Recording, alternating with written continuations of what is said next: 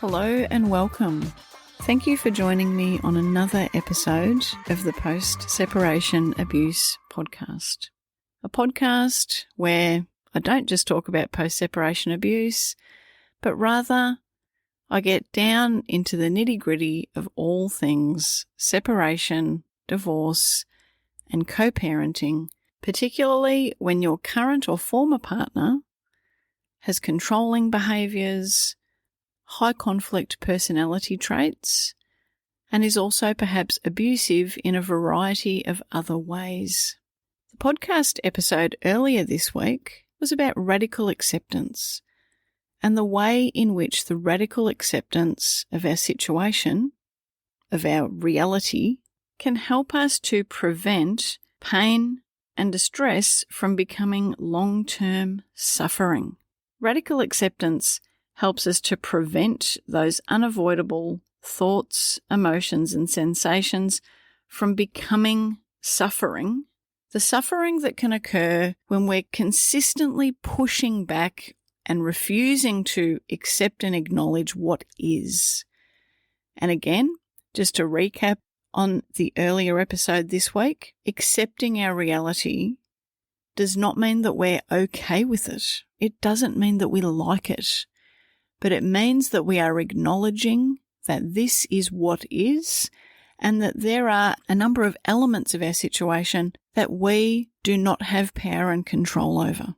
If you haven't listened to that episode yet, I highly recommend it. Today's episode is about emotion regulation.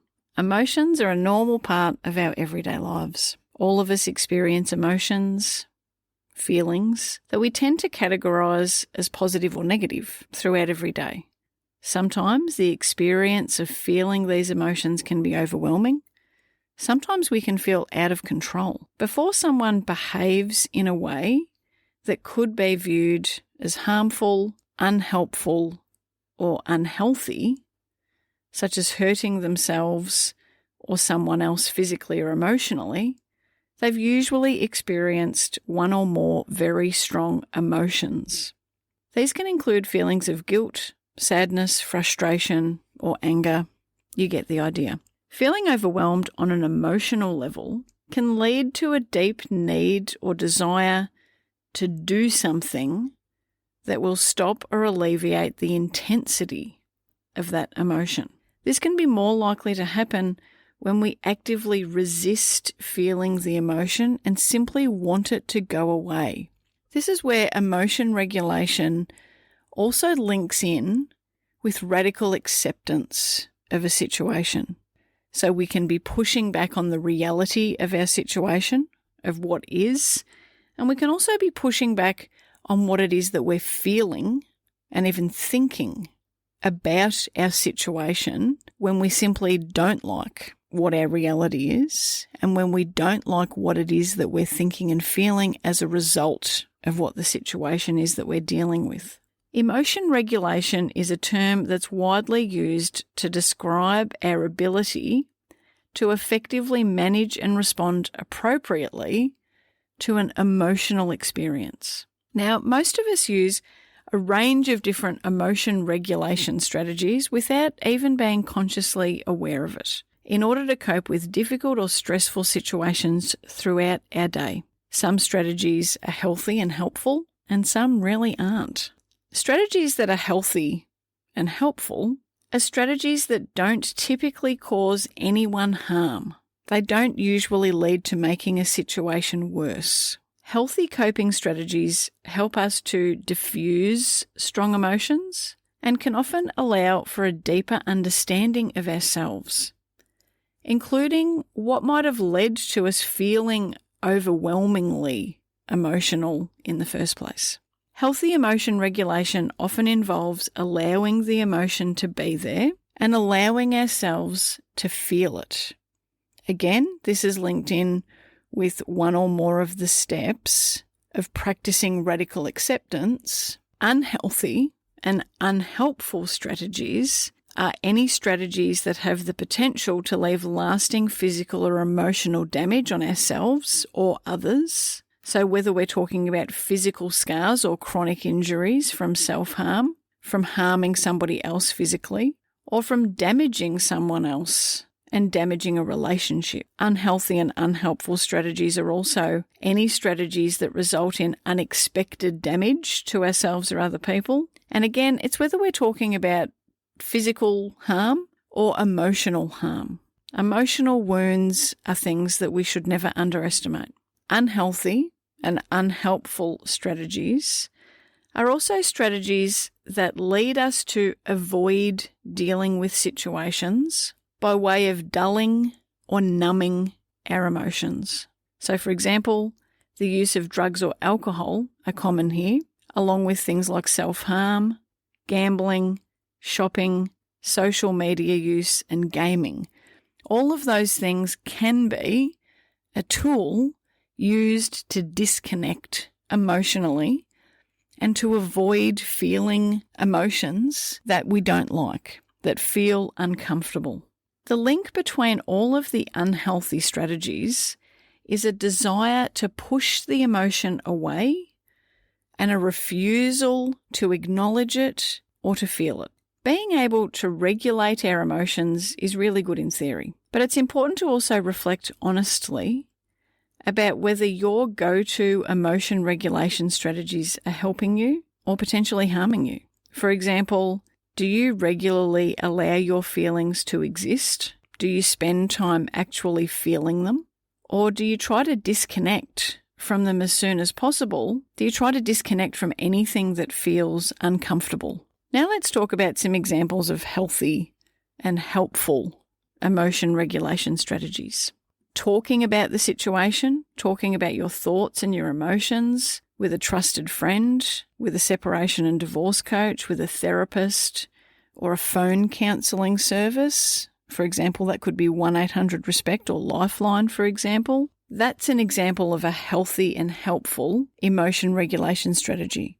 When you're feeling overwhelmed, and that's a situation where a lot of my clients will reach out to me, either via direct message or email, followed up also with booking in a one-on-one private coaching call with me to discuss what it is that they're feeling and some strategies. And also in the group coaching calls that I host on a weekly basis with my clients, sharing what it is that you're feeling and how it's impacting you, whether to one trusted person or to a small group of people who understand what it is that you're navigating, can be a very healthy and helpful way to manage emotions that don't feel great. Writing in a journal and reflecting on when you have felt or noticed the emotion and what it felt like, just letting that emotion be there, that can also be very healthy and helpful. You might like to also get out some coloured pencils or textures with journaling and give the emotion a colour,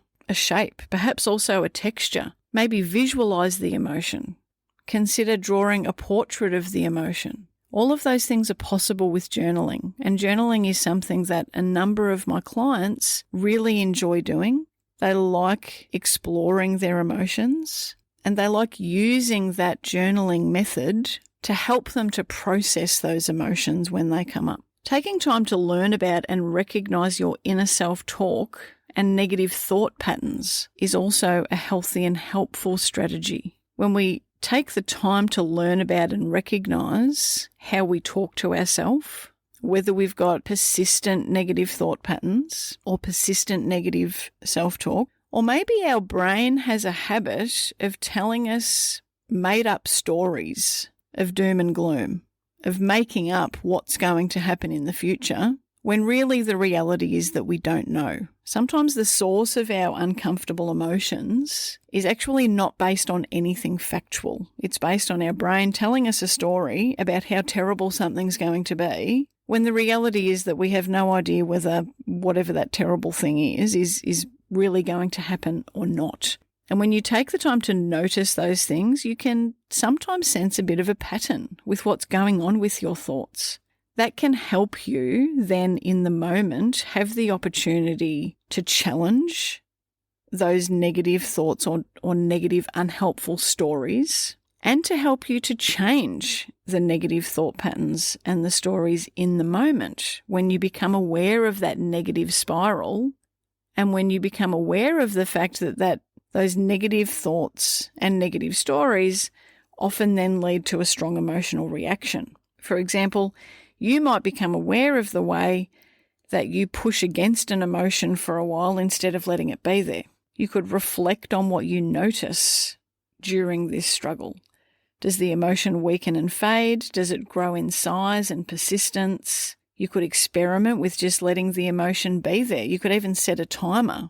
Some of my clients actually set a timer on their phone for them to just sit and simply let the emotion be there, wash over them. They notice it fade. Within about 60 to 90 seconds, usually most emotions are going to lose their intensity. Or sometimes my clients will simply let themselves be feeling the emotion while they go through the process of making themselves a hot drink. So a cup of coffee or a cup of tea, hot chocolate, or it could be a cold drink, and allowing themselves however many minutes to drink that particular drink, all while allowing that emotion to be there.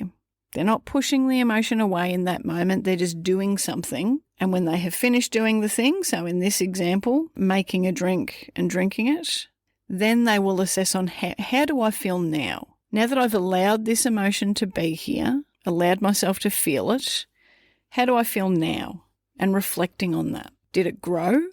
Did it become even worse and even more unbearable? Did it stay the same or similar? Did it fade? So experimenting with just letting the emotion be there and observing it, allowing it to change over time and a brief time. I don't necessarily recommend sitting with it for 30 minutes, but I think a handful of minutes, yes, I think that's something that most of us are capable of. And a tip here is that oftentimes when we allow an uncomfortable emotion to be there, can actually lead to that uncomfortable emotion dissipating and fading away more quickly.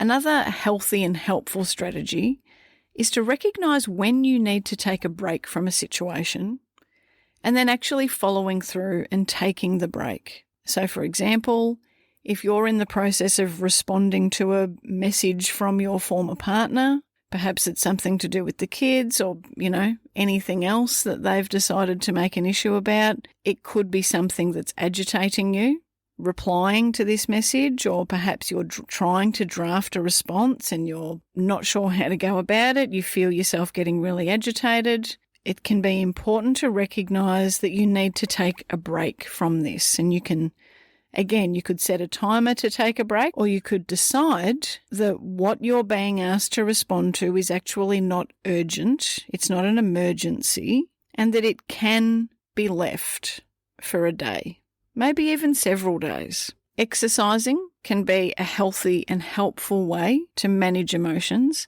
The caveat here is that exercising as a means to manage uncomfortable situations, thoughts, emotions, physical sensations can become problematic if you find yourself becoming obsessive with the exercise, and if you start using exercise to completely avoid emotions as opposed to using the exercise to just feel better in general. So, for example, making time for up to an hour or so of exercise each day, on average, absolutely fine. Whereas if you were finding yourself needing to exercise for multiple hours on multiple days, it would be important here to explore this and to take note if it might indicate a problem for you. To take note if you feel agitated if you're unable to exercise. That might help to give you some insight. The exception to this, of course, is if you are an athlete that's training for a sporting event like a triathlon or something of that kind. Obviously, part of that is going to be doing a lot of exercise. Meditation and mindfulness practices can be healthy and helpful ways to manage emotions, although it's important here to note as well that when people have experienced traumatic situations, so this includes a lot of my clients who are victim survivors of family violence and post-separation abuse, there can be symptoms consistent with complex PTSD. Meditation and mindfulness can actually exacerbate uncomfortable symptoms and can actually trigger things similar to panic attacks. So this is where if you're someone who is still dealing with unresolved trauma, meditation and mindfulness might not be the best for you. If you've tried it and it doesn't seem to be helping, if you've tried it and it just makes you feel more agitated, no, you're not broken. This is not a problem with you. This just means that this particular approach is not the right one for you. It doesn't mean it never will be the right one for you, but it just means that it's not the right one for you right now. Prioritizing rest and sleep and other forms of self-care. And this is something that I discussed in a podcast episode going back a week, maybe more. And I discussed some of the foundational things that we can do for our self-care. So things like prioritizing rest and sleep, prioritizing healthy eating as much as possible, and prioritizing adequate water intake, hydration. Again, we've already touched on some examples of unhealthy and unhelpful strategies, but to recap on those, that includes physically harming yourself or others, verbally abusing yourself or others, consuming illegal or prescription drugs or alcohol as a way to dampen down your cognitive, emotional, or physical discomfort, withdrawing from and avoiding uncomfortable situations to the point that it completely interferes with your daily life, or even with your potential outcome. I've got a number of clients who have worked with me intensively on co-parenting communication when their ex-partner has a behaviour pattern of being very controlling, coercively controlling, and abusive in other ways. And oftentimes this is not overt. My job would be a lot easier if all of these men were swearing and, putting all kinds of really horrible things in co-parenting communication. The reality is that that's rare. Most of them don't. Most of them are able to recognise that it's not going to go well for them if they're putting all kinds of threats and bad language in writing. It's pure gold as far as evidence goes when they do this, but more often what I see is very covert attempts to maintain control of a situation, and that's been very triggering to deal with for many of my clients. So a lot of what I do with those particular clients is help them to work out what messages need to be responded to and how should those messages be responded to. The tendency can be to not want to communicate at all. The tendency can be to have a friend or family member deal with all of the communication. And whilst I understand this approach, the problem that I have with this approach is that it can actually negatively impact somebody's outcome, particularly if their situation ends up in the court system. Refusing to engage at all with the other parent can unfortunately lead to you being painted in a negative light. It can lead to you being perceived in a negative way by the court and other professionals who work in that court space. It is possible to get to a point in your journey where communicating with the other parent is not always intensively triggering. Withdrawing from and avoiding that communication completely can negatively interfere with your outcome. Again, as I said, particularly if your situation is going through the court system. And unfortunately, the reality is that unless you've experienced significant abuse, and typically physical abuse, a court may view you as being unreasonable if you are refusing any and all communication, co-parenting communication with this other person. I'm not talking about other forms of communication. I'm just solely talking about communication about kids, specifically in writing. No one's going to expect you to be having an in-person or face-to-face or telephone conversation with a controlling abuser, but there usually is an expectation by the court and court professionals that you are making some attempt to communicate in writing with that person about the children, and not doing that can be a problem. And if this is something that you're struggling with, I really do encourage you to reach out, book a discovery call with me. Let's have a chat. I can talk to you about how I can help, and then we can decide whether working with me going forward is the right thing for you. It's also important that I share with you here the reality that avoiding all communication, particularly co-parenting communication with an ex-partner, is actually not helping you emotionally. Let's unpack that a little bit here. We don't increase our tolerance for something by avoiding that thing. You're never going to increase your tolerance, your capacity for co-parenting communication by avoiding co-parenting communication. And if you find that you have a nervous system response at the thought of co-parenting communication or when a message is received from your ex-partner, it's important to note that the likelihood in that situation is that you are actually physically safe in that moment. You're physically safe when you're contemplating co-parenting communication, and you're physically safe when a message from your ex-partner is received. So if you have a survival response, if your amygdala is kicking into gear, if you can feel the adrenaline and the cortisol rushing through your body, if you feel panicked, it's important that you recognize that that nervous system response is an overreaction in that situation. You have past experiences with your ex-partner that has led to trauma, that has led to your nervous system responding in a way as if you were under physical threat. That's not a great way to live, and it's also not something that is likely to just simply go away on its own. Time does not heal this stuff in and of itself, and I'm speaking here from lived experience with this.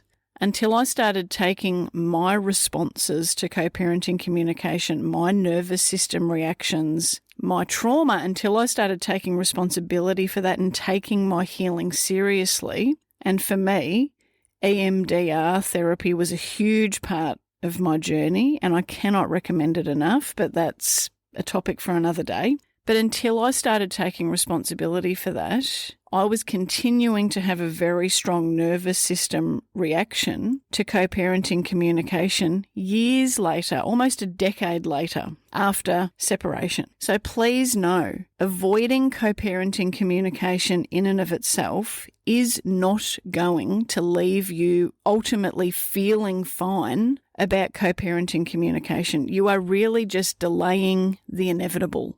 If you're refusing to communicate with your ex-partner because you find it triggering, it's important that you know that you are going to find it triggering until you actually start doing it in a way where you are supported and in a way where you are able to reflect on the things that are triggering you, learn some strategies for managing those triggers, and that ties in with what we've been talking about here with emotion regulation. And part of that is recognizing that in that moment when you may be communicating with your ex-partner, that you are physically safe. And if this is something that you're struggling with, I really do urge that you reach out and seek support. If you're working with a psychologist or a counsellor who's encouraging you to continue to avoid communicating with your ex, again, this is something that you need to be aware may harm your case if your case ends up proceeding to court. And this is something that I support a number of my clients with, including helping them with communication boundaries and including helping them to draft responses to messages from their ex-partner. Communicating with your ex doesn't mean that you have to respond immediately just because they want you to. It doesn't mean that you have to give in to their demands. What it means is that you learn how to communicate effectively and strategically with a controlling person. And separate to that but linked, you're also taking responsibility for the fact that you have unresolved trauma that may be triggered when you receive a message from your ex. That's the thought that I want to leave you with, specifically to do with communicating with your ex-partner. Avoiding all communication with your ex-partner is not going to lead to you ever feeling okay about communicating with your ex-partner. We don't get better at tolerating something or increasing our capacity for something by just avoiding the thing. Excessive and compulsive use of things like social media, pornography, gambling, shopping, gaming, to the point that they exclude other things in life. Perhaps they take over from other responsibilities that you have. They negatively impact aspects of your life. Those things are obviously unhealthy and unhelpful ways to manage uncomfortable emotions. And they're really common when the overall goal is simply to avoid feeling the negative or uncomfortable emotion. They can be used as distractions in an attempt to keep the emotions away, although it never really works long term. You might recognize that some of those things are things that your current or former partner uses to keep uncomfortable or negative emotions away. Controlling and abusive people do tend to be fairly emotionally immature. They don't tend to be very skilled at regulating their own emotions. And so using things like social media, pornography, gambling, gaming, those sorts of things are very commonly used by controlling people, abusive people, as a means to push away any emotion that they don't like or they don't feel comfortable with.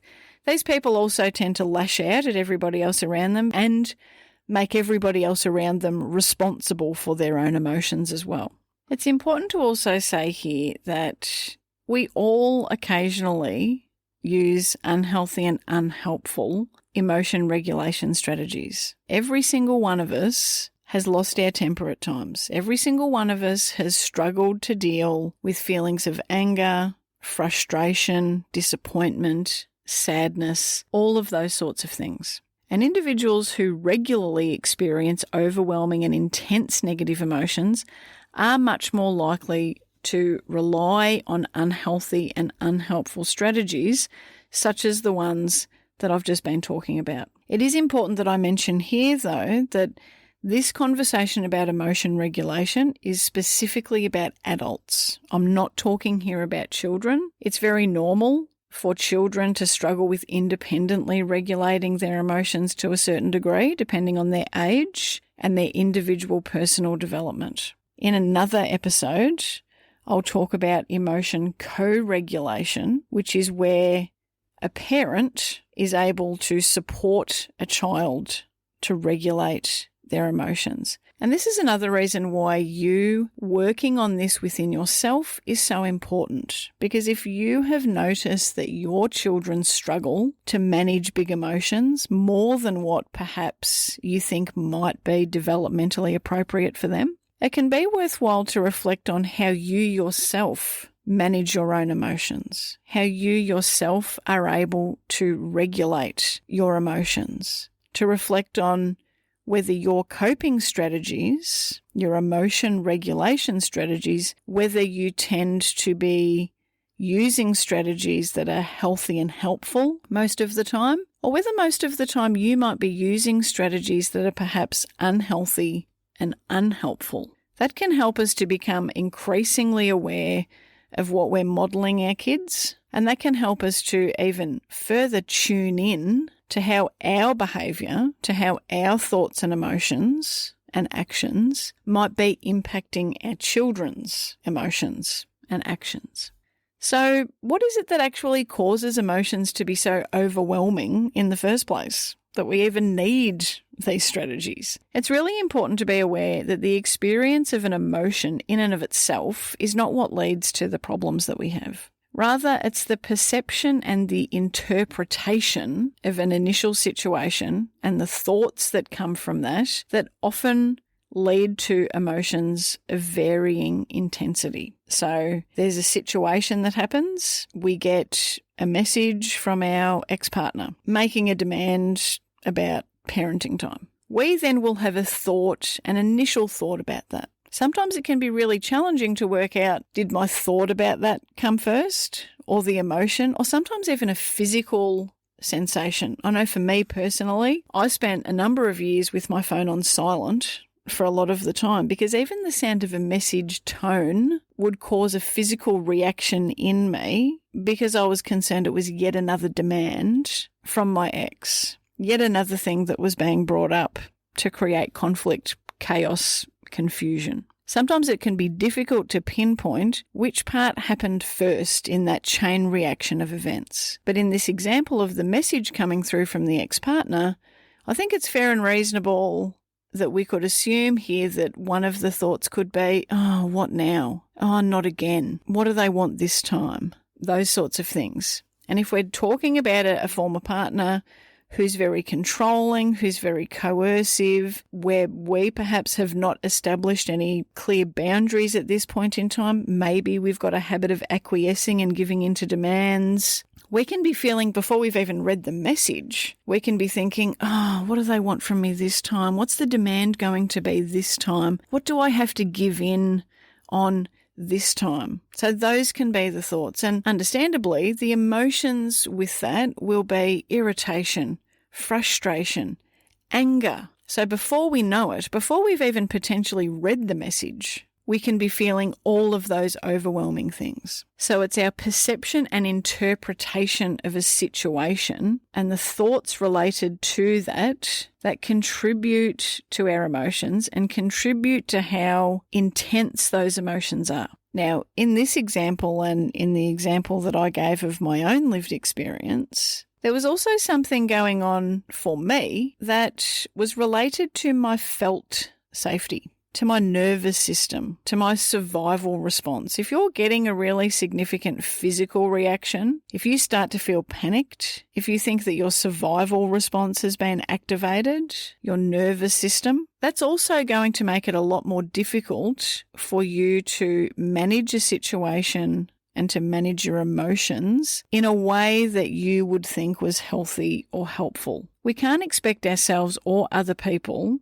to respond in a healthy or helpful way to a situation if our nervous system is activated towards survival. And this is as true for kids as what it is for adults. If you're continually struggling with avoidance, hypervigilance, that could be an indication that it's not just emotion regulation work that you would benefit from, but also work to support your nervous system and your felt safety. We can be physically safe and still not feel safe. We can be physically safe and still end up with a survival response and feeling very, very panicked, with our heart racing, difficult to take a breath, swirling thoughts, feeling disoriented, just simply not being able to cope. We can have that experience even if we're physically safe. This is very, very common for women who have left a controlling or abusive relationship. So we can be physically safe but not feel safe. And that's because felt safety is not the absence of threat.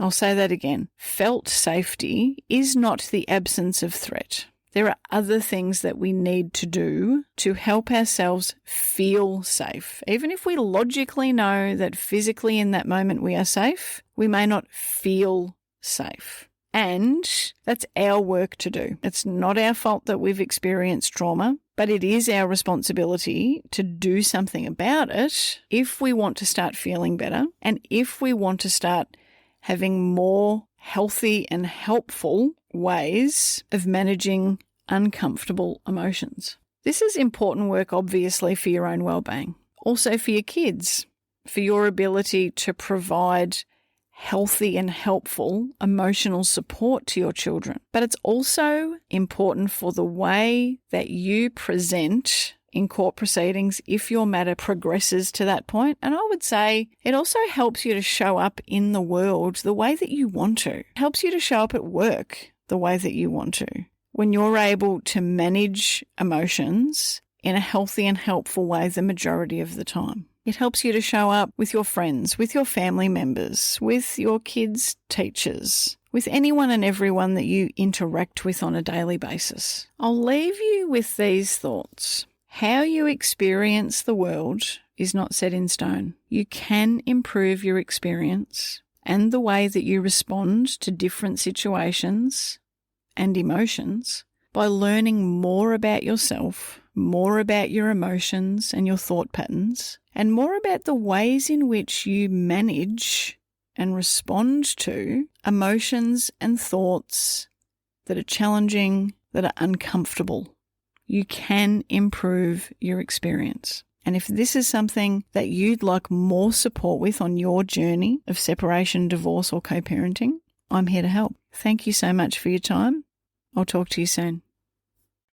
There's a moment where the noise stops landing, where the chaos loses its hold. That's it for today's episode of the Post-Separation Abuse Podcast.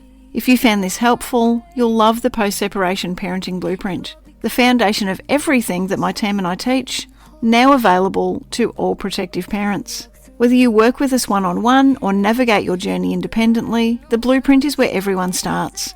Whether you're thinking about separating, in the early stages of separation, wanting to avoid your kids being trapped with unsafe or inappropriate care arrangements, or perhaps needing to challenge and change current arrangements, and even if you're currently in the court system for parenting matters. I created the blueprint as a gift to all of my fellow protective parent warriors because the journey of being a change maker and a cycle breaker can't be done alone, and the blueprint is the one post-separation parenting resource that gets it right. Child development, safety and well-being put first, with the evidence to back it up. The blueprint gives you the same strategic frameworks that my team and I use in private one-on-one coaching, and it's available on an online platform for you to access whenever and wherever you need. You can also ensure that you're up to date with any new announcements by checking in regularly to the website danielleblackcoaching.com.au. Until next time, take care. And please always remember, you are your child's greatest protector.